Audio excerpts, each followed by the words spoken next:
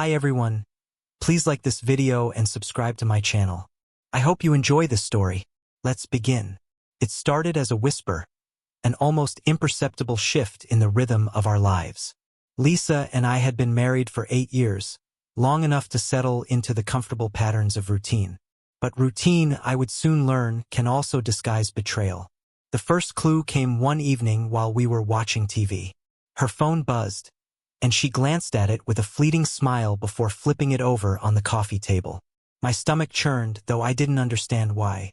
"Who was that?" I asked casually. "Just work stuff," she replied without looking up, her tone dismissive. It didn't sit right with me. Lisa worked as a project manager at a mid-sized marketing firm. Late-night texts weren't uncommon, but something about her evasiveness raised a red flag. Over the next few weeks, those flags multiplied. She began staying late at the office more frequently, citing tight deadlines. She became oddly protective of her phone, even taking it into the bathroom, which she'd never done before. The intimacy between us dwindled, first emotionally, then physically. First, I chalked it up to stress. Everyone has rough patches, I told myself. But deep down, I felt the quiet gnaw of doubt. I didn't want to be the kind of man who suspected his wife of infidelity, but the signs became harder to ignore. One night, curiosity got the better of me. While Lisa was in the shower, I picked up her phone. It was locked, of course. It wasn't unusual, but what stood out was her choice to change her passcode. Passcode I used to know. Am I imagining this? I thought. But the seed of suspicion had taken root. I decided I needed answers, and if Lisa wasn't going to provide them, I'd find them myself. The next day, I contacted a private investigator. It felt surreal sitting across from the PI, a middle-aged man with sharp eyes and a no-nonsense demeanor. I handed over Lisa's schedule, her workplace address, and a recent photo. "I need to know the truth," I told him. He nodded, scribbling notes in a leather-bound notebook. "If there's something to find, I'll find it," he assured me. The waiting was excruciating. Every night, I lay awake, my mind racing through worst-case scenarios. I didn't want to believe Lisa was capable of cheating. We'd built a life together. A house, shared vacations, countless memories. Was it all a lie? A week later, the PI called. "I've got something," he said, his voice grim. I met him at his office, where he handed me a manila envelope. Inside were photos grainy but damning. Lisa was unmistakable, laughing with a man I didn't recognize. In one photo, they were holding hands. In another, they were kissing outside a hotel. I stared at the evidence, my chest tightening. The PI slid a thumb drive across the desk. "There are text messages on here, too. Pretty explicit." I didn't need to read them. The photos were enough. My heart sank as the reality of her betrayal set in. I thanked the PI and walked out, the envelope clutched in my hand like a ticking bomb. That night, I sat alone in my home office, staring at the photos anger-coursed. Through me, but it was accompanied by a chilling clarity. I couldn't let my emotions dictate my actions. Lisa had already taken something precious from me, my trust. I wouldn't let her take anything else. I started making lists. First, I needed a lawyer. A quick online search led me to a well-reviewed divorce attorney, and I scheduled a consultation. Next, I reviewed our finances, identifying the joint accounts and assets Lisa might try to claim. I began transferring money into a private account Lisa didn't know existed. I canceled our joint credit cards, citing fraud concerns to the bank. Every step felt like an act of reclaiming control. I wasn't just reacting to Lisa's betrayal. I was preparing for the fallout. I imagined her surprise when she realized I'd outmaneuvered her. It was a small consolation, but it kept me focused. Over the next few weeks, I played the role of the unsuspecting husband. I didn't confront Lisa or change my behavior.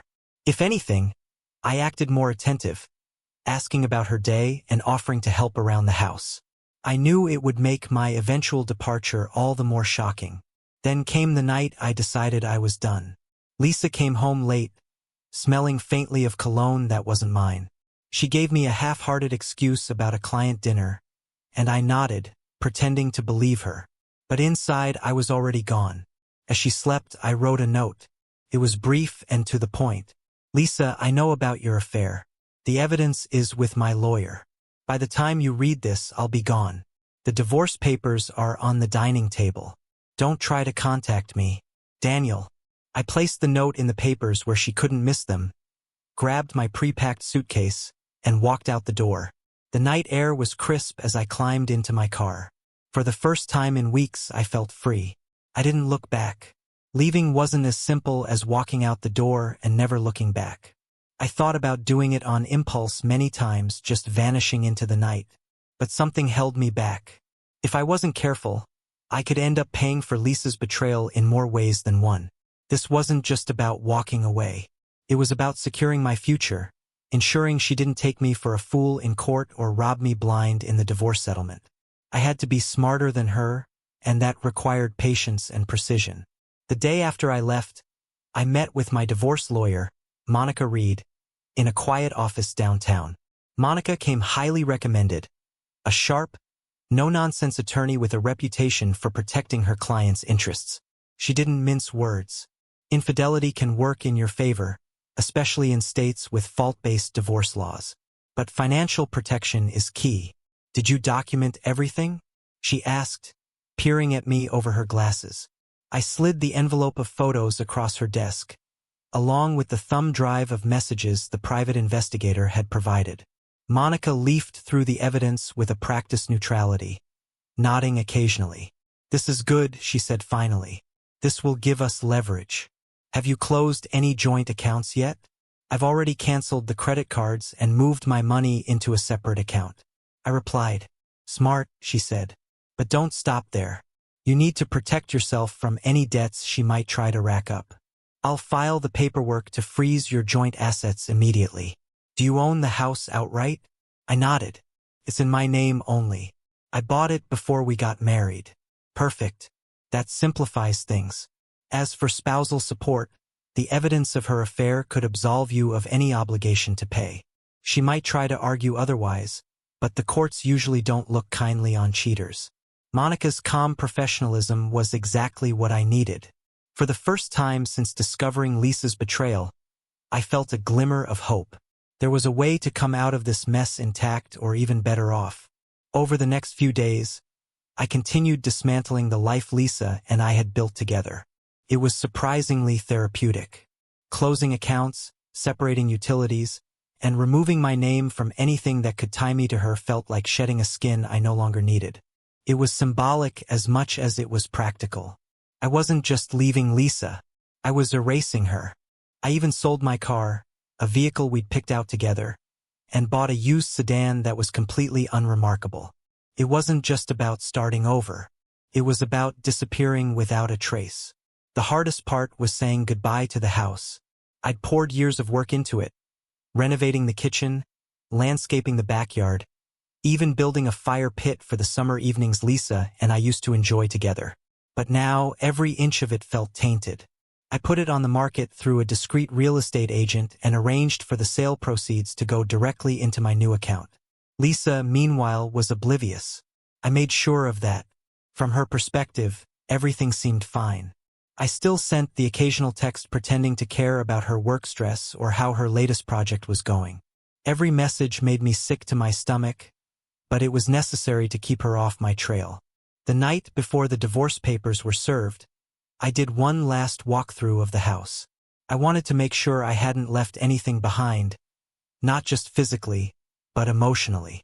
I stood in the living room, staring at the couch where Lisa and I had spent so many evenings together. It felt hollow now, like a stage set after the actors had left. When I left that night, I didn't feel sad. I felt relief. The next morning, Lisa was served at her office. I timed it perfectly, just as she was stepping into a meeting with her coworkers. Monica had made sure the process server handed her the papers in full view of everyone. It wasn't just about serving her legally. It was about making her feel the weight of what she'd done. I didn't wait for her call. I'd already changed my number. By the end of the week, my transition was complete. My accounts were secure, the house was under contract, and Monica assured me that Lisa had no grounds to contest the divorce. She's trying to play the victim, Monica said during our latest meeting. claims you blindsided her. I laughed bitterly. Blindsided? She's been cheating on me for months. She'll fight, Monica warned. People like her usually do, but you've covered your bases. Let her flail. I nodded, feeling a grim satisfaction. Lisa could fight all she wanted. She wouldn't find me.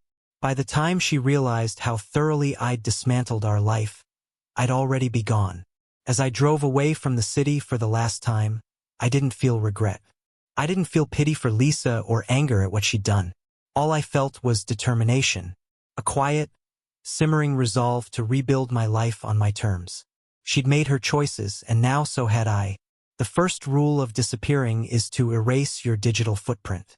As I left the city, my old life slowly fading in the rearview mirror, I knew there would be no coming back. The work I had done in the weeks leading up to my departure was just the beginning.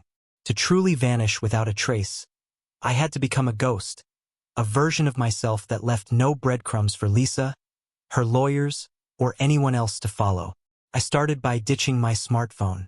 It was one of the hardest decisions to make, but it was necessary. A smartphone is a tracking device as much as it is a tool for convenience. I replaced it with a prepaid burner phone that I bought in cash at a gas station miles away from my old home.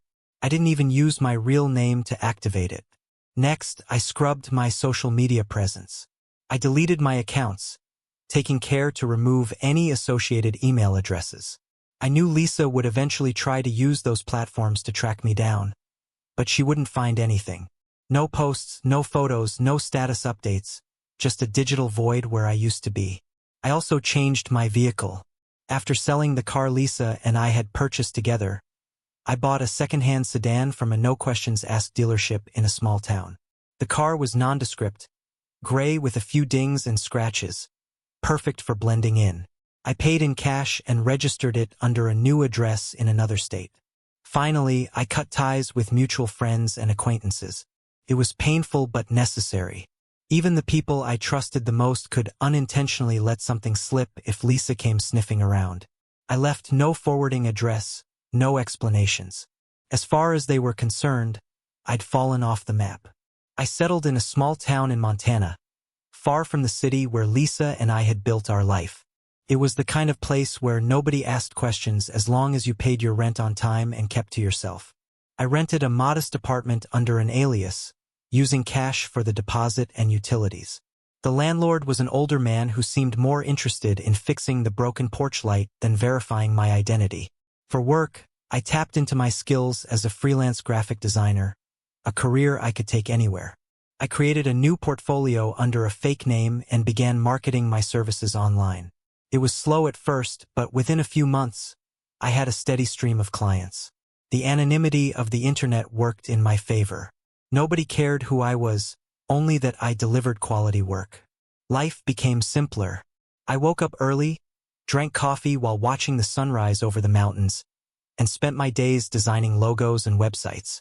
It was a stark contrast to the chaos I'd left behind. For the first time in years, I felt at peace. Despite my new life, I couldn't entirely escape the shadow of my past. At night, I'd lie awake thinking about Lisa, not out of longing or regret, but out of curiosity. How was she handling my disappearance? Was she scrambling to figure out what went wrong? Was she angry? Desperate?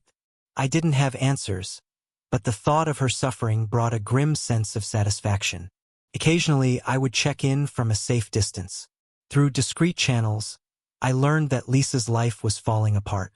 The man she'd been having an affair with, some coworker named Greg, had dumped her shortly after I vanished. Without my financial support, she struggled to pay the bills. Our shared friends, once sympathetic to her heartbreak, began to distance themselves when they learned the truth about her infidelity. I smiled when I heard that she tried to take out a loan and been denied. Canceling the credit cards and freezing our accounts had done its job. She had nothing left to fall back on. Time passed, and the anger I'd once felt began to fade, but the desire for closure never went away. I had rebuilt my life from the ground up, but Lisa's betrayal still lingered like an unresolved chapter in my story. I knew I'd done everything right. I protected myself, vanished, and started over. But part of me wanted her to see what she had lost, to feel the full weight of her decisions. That's when I started thinking about returning. Not to stay, of course, but to confront her one final time. I wanted to look her in the eye and show her what I'd become, what she had thrown away. It wasn't about vengeance anymore. It was about closure. I began gathering information, careful not to leave a trail. Hiring a private investigator to track Lisa's current whereabouts was ironic, given how the whole ordeal had started. But I needed to know where she was and what her life looked like before I made my move. The PI's report painted a bleak picture. Lisa was living in a small apartment in a rundown part of town. She was working as a receptionist at a dental office, barely scraping by. The coworker she cheated with had been promoted and moved out of state, leaving her behind. Her friends had dwindled, and her once vibrant social life had withered into nights spent alone. The final detail sealed it for me. She still wore her wedding ring. I couldn't decide if it was out of guilt, denial, or some twisted sense of nostalgia. Whatever the reason, it didn't matter. I was ready to confront her and close this chapter of my life for good. The stage was set. It was time for Lisa to see what life without me truly looked like. 3 years had passed, but the memories of Lisa's betrayal were as vivid as ever. The pain wasn't as sharp as it had been in those early days. It had dulled, transformed into something colder and more resolute. I wasn't returning to rekindle old wounds or plead for answers. I was coming back to deliver the reckoning she'd earned and to ensure she knew just how much I'd thrived without her. Armed with the PI's report, I knew exactly where to find her. The location was almost poetic in its bleakness. A dingy apartment complex on the edge of a decaying industrial district. It was a far cry from the suburban home we'd shared. As I parked my car across the street, I took a moment to observe the building. Peeling paint-cracked windows and a flickering neon sign advertising vacancies hung over the entrance. This was her reality now. I decided to bide my time, not wanting to appear desperate or overly eager. I spent the next day blending into the area, watching the rhythms of her life unfold. I saw her leave for work early in the morning, dressed in a cheap, ill-fitting suit. She took the bus, no more luxury SUV like the one she'd driven when we were together. That alone spoke volumes. Later that evening, I spotted her returning, home with a grocery bag in one hand and her purse slung over the other. She looked tired, her shoulders hunched as if carrying a heavy weight. It was a stark contrast to the confident, polished woman I once knew. This wasn't the Lisa I remembered. This was someone broken by her own choices. The following afternoon, I walked into the dental office where she worked. It was clean and professional enough, but modest, nothing like the high-powered corporate environment she used to brag about. The receptionist's desk was positioned near the entrance, and there she was, tapping on a computer keyboard. She didn't recognize me at first. I was dressed differently, my hair shorter, my beard neatly trimmed. It wasn't until I approached the desk and spoke that the realization hit her. "Hello, Lisa," I said, my voice calm but deliberate. Her head snapped up, and for a moment she froze. The blood drained from her face as recognition dawned. "Daniel," she whispered, her voice shaky. "That's right," I said, leaning slightly on the counter. "It's been a while." Her eyes darted around the room, as if searching for an escape. But there was nowhere to go. "What are you doing here?" I shrugged casually, feigning indifference, just passing through. "Thought I'd drop by and see how you've been, catch up." Her face twisted with a mix of fear and embarrassment. "I didn't think I'd ever see you again." "I'm sure you didn't," I replied, letting the words hang in the air. "But here I am." She tried to regain her composure, but it was clear she was unraveling. "Listen, Daniel, about everything that happened. I made a mistake. I was stupid." And I held up a hand, cutting her off. "Stop.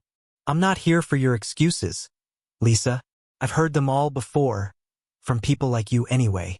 Her mouth snapped shut and I continued. "You didn't just cheat on me. You destroyed the life we built together. You threw away trust, loyalty, and every ounce of respect I had for you. And for what? Some office fling that didn't even stick around." Tears welled in her eyes, but I didn't care. "Not yet. Do you know what's funny, though?" I asked, my tone softening into something almost conversational. Leaving you was the best decision I ever made since I walked out that door. My life has been incredible. New career, new friends, new opportunities. I'm doing better than I ever did with you holding me back. Her lip trembled. Daniel, please. I'm sorry. I've regretted everything. I've lost so much. That's the thing about choices, Lisa, I said, leaning in closer. They come with consequences. And yours? Well, you're living them. For a moment, she was silent, staring down at her hands. Then she looked up at me. Desperation etched across her face. Can't we just talk? Start over? I was wrong. I know that now. You miss you, Daniel. I miss us. I almost laughed at the absurdity of it. Start over? You must be joking. I've changed, she insisted. I've learned from my mistakes. I've been miserable without you. I straightened, taking a step back. Good. You should be. But here's the thing. Lisa, I haven't missed you. Not once. And I'm not here to rekindle anything. I just wanted you to see what you gave up, to understand what your choices cost you. Her tears were falling freely now, and she reached out as if to touch me.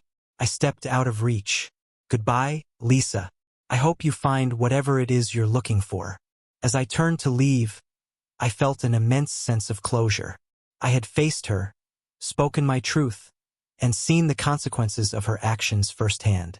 There was nothing left to say. Walking out of that office should have been the end of it. I had done what I came to do, made Lisa face the wreckage of her decisions, shown her the man I had become, and left her to live with the consequences. But as I drove away, a small part of me couldn't resist seeing the aftermath. Revenge, even when justified, is rarely clean, and I wasn't entirely ready to let go of my final triumph. The next day, curiosity got the better of me. I returned to the area, this time keeping my distance. Parking a block away from Lisa's apartment, I watched from the anonymity of my car. I wasn't proud of it, but I wanted to see her, to confirm that she was exactly where I left her. Broken. It didn't take long. She emerged from the apartment building mid-morning, her hair hastily pulled back, her face pale and weary, even from a distance. I could tell she hadn't slept well. She clutched her bag tightly, walking with a hurried, distracted gait of someone on the verge of collapse. My presence the day before had shaken her to her core, and the satisfaction of seeing that was undeniable. A few hours later, I received an unexpected call from an unrecognized number. I debated answering it, but decided to let it go to voicemail. When I checked the message, my instincts were proven right. It was Lisa. Daniel, her voice trembled through the recording. I need to talk to you, please just meet me. I'll do anything to make this right. Anything. That word stuck with me.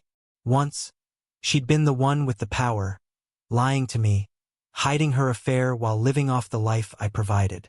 Now, she was the one begging for scraps of attention, pleading for forgiveness that I would never give. I deleted the message without replying. By the end of the week, word had spread among the few mutual friends we still shared. Lisa, it seemed, had started telling people that we'd reconnected. It was a desperate attempt to rewrite the narrative to make it look like I hadn't completely rejected her. The stories were laughable. She claimed I'd come back because I missed her, that we were working things out. She wanted to salvage her pride, even if it meant fabricating an illusion of reconciliation. It was pathetic. I wasn't angry, though. If anything, it was just further proof of how far she'd fallen. Once a confident, independent woman, she was now a shell of herself, clinging to lies to keep her fragile self-esteem intact. Still, I couldn't let the rumors go unanswered. A few well-placed messages to those mutual friends quickly set the record straight. Lisa's lying, I told them bluntly. There's no reconciliation. I went to see her to close a chapter, not to reopen one. My word spread fast, and by the weekend, Lisa's attempts to save face had crumbled. I didn't plan to see Lisa again, but fate had other ideas. A week after our first encounter, I ran into her at a local coffee shop. She was sitting alone, staring blankly at her phone, a half-empty cup of coffee in front of her. She didn't notice me at first, but when I stepped up to the counter, she looked up and froze. Daniel, She breathed, her voice barely audible. I debated ignoring her, walking out without a word. But something in her expression, part fear, part desperation, made me pause. I nodded curtly. "Lisa." She stood, her movements hesitant, like she wasn't sure whether to approach or stay put. "Can we talk? Please." I sighed. Against my better judgment, I nodded to an empty table near the back. She followed me like a guilty child summoned to the principal's office. We sat in silence for a moment, the weight of our shared history hanging between us. Finally, she spoke. "I'm sorry," she said, her voice cracking. "I know I've said it before, but I need you to know how much I regret everything. I was stupid, selfish. I ruined everything." I didn't respond immediately. I wanted her to sit with a discomfort, to feel the full weight of her words. "I didn't come back for an apology," I said eventually. "And I don't need your regret. What I needed was to see you for who you really are. And I've done that." Her eyes filled with tears. "I've lost everything, Daniel. My job, my friends, my dignity. I don't know how to move forward." I leaned back, folding my arms across my chest. "That's not my problem, Lisa. It never was." She looked down, her tears falling onto the table. "I know," she whispered. I wish I could go back and fix it." "But you can't," I said sharply. "And honestly, even if you could, I wouldn't want you to. What you did taught me something important. About trust, about loyalty, and about who I am. And for that, I suppose I should thank you." Her head snapped up, confusion flashing across her face. "Thank me?" "Yes," I said, standing to leave. "You taught me how to live without you, and I've never been happier."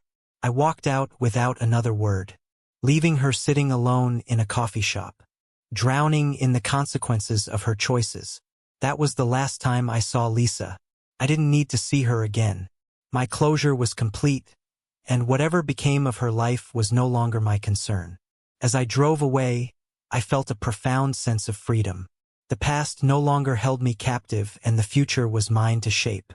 For the first time in years, I was truly at peace.